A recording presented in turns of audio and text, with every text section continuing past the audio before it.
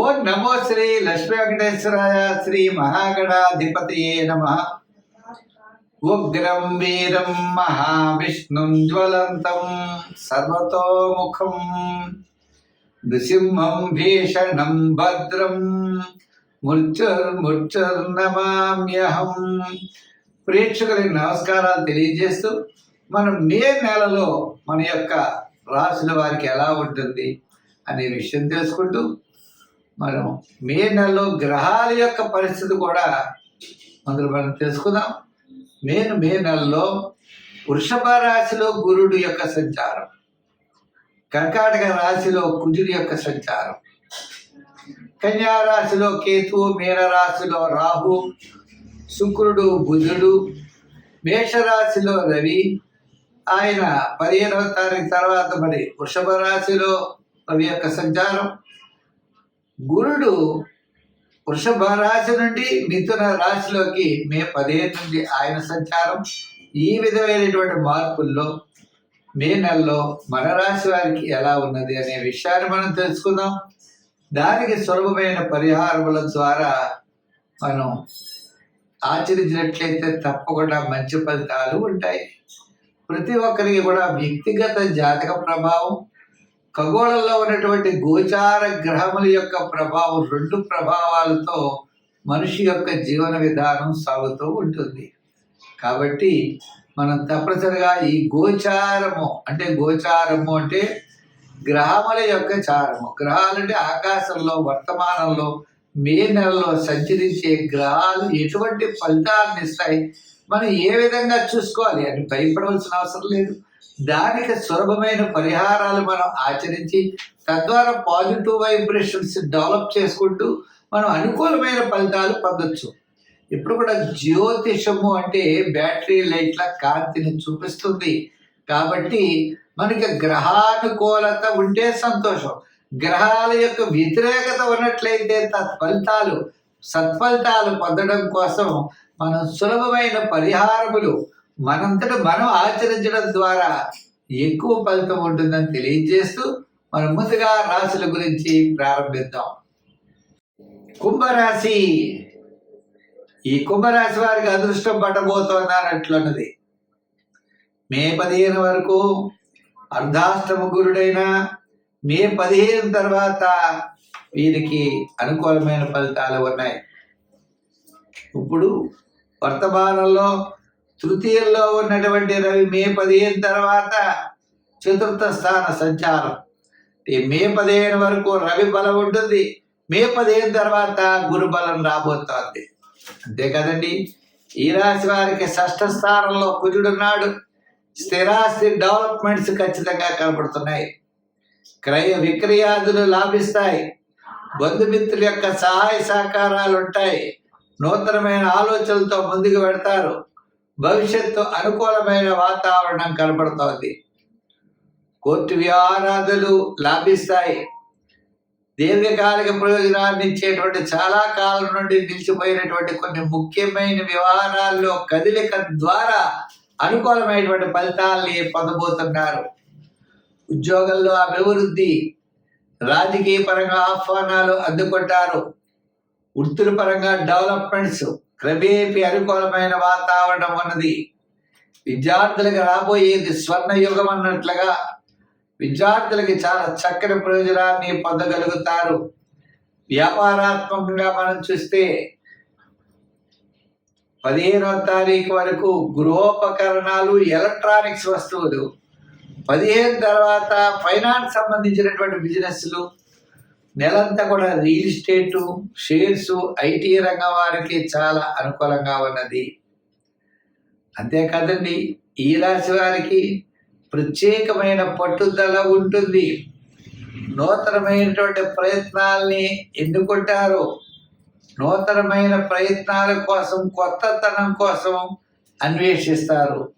తద్వారా విజయం వైపు మీరు వెళ్ళగలుగుతారు. వ్యాపారాదుల్లో కూడా ఎటువంటి వ్యాపారం ఎలా చేస్తే డెవలప్ అవుతామో అనే ఆలోచనలు ఇటుపైన మీకు బయలుదేరి అటువంటి నూతనమైన వ్యాపార ప్రయత్నాల వైపు మీరు వెళ్ళే అవకాశాలు ఉన్నాయి. మొత్తం మీద ఈ రాశి వారికి అనుకూలమైన ఫలితాలతో ముందుకు వెళ్ళేటువంటి పరిస్థితి అయితే కనబడుతున్నది.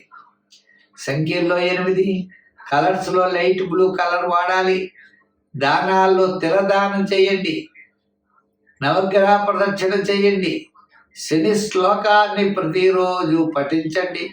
ఓం శం శనై చరాయ నమః, ఓం శం శనై చరాయ నమః అనే శని స్తోత్రాన్ని మీరు రోజు పఠించండి. తద్వారా కాకికి ఆహారం పెట్టచ్చు. శివుడి మన శని భగవానుడి యొక్క వాహనం ఎవరయ్యా అంటే కాకి, పెట్టండి. తల్లిదండ్రులు లేనివారు పితృశాంతి చేయండి. అమావాస్య లాంటి వదలకుండా బియ్యాన్ని దానం చేయడం ద్వారా కూడా మీరు విశేషమైన ఫలితాన్ని పొందగలుగుతారు. స్వస్తి. మీనరాశి.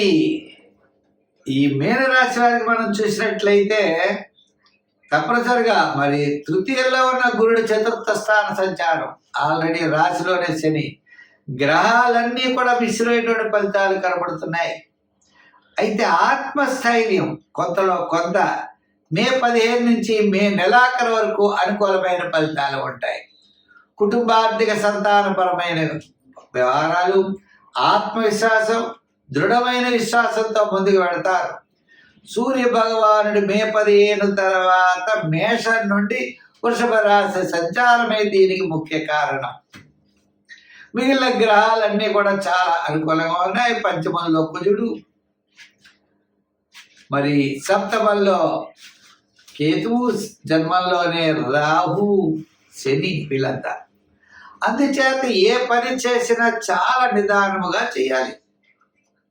ఉద్యోగస్తులు ఉన్నారనుకోండి, అధికారులతో జాగ్రత్తలు తీసుకోవాలి. రాజకీయ నాయకులు కూడా మాట్లాడేటప్పుడు, ప్రయాణాదులు చేసేటప్పుడు, వృత్తుల వారు కూడా నూతనమైన వృత్తులు చేయకుండా సామాన్యమైన వృత్తులు చేయాలి.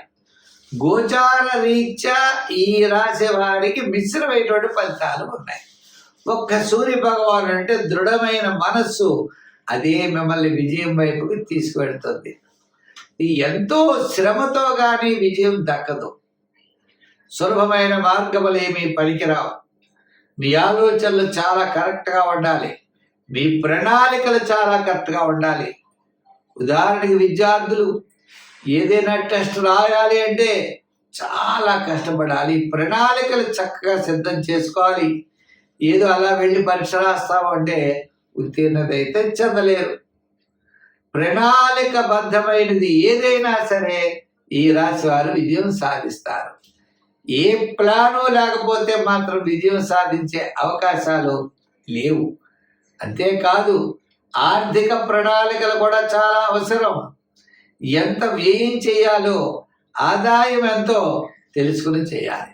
కొత్త కొత్త వ్యాపారాదులు పెట్టుబడి పెట్టడం, కొత్త కొత్త ఆలోచనలతో ముందుకు దూసుకు వెళ్ళడం, కనపడిన వాడికి హామీలు సంతకం మధ్యవర్తిత్వానికి సంతకాలు పెట్టడం, మనం ఏదో చేద్దాం అనుకునేప్పుడు చాలా ఇబ్బందులు ఫేస్ చేయవలసిన పరిస్థితులు ఉన్నాయి.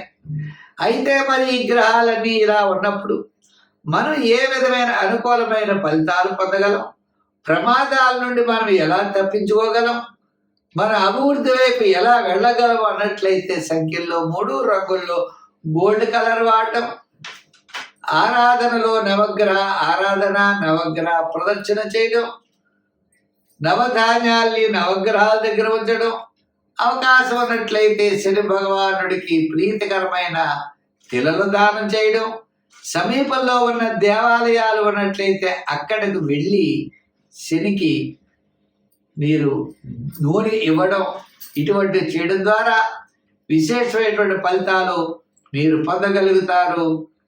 స్వస్తి.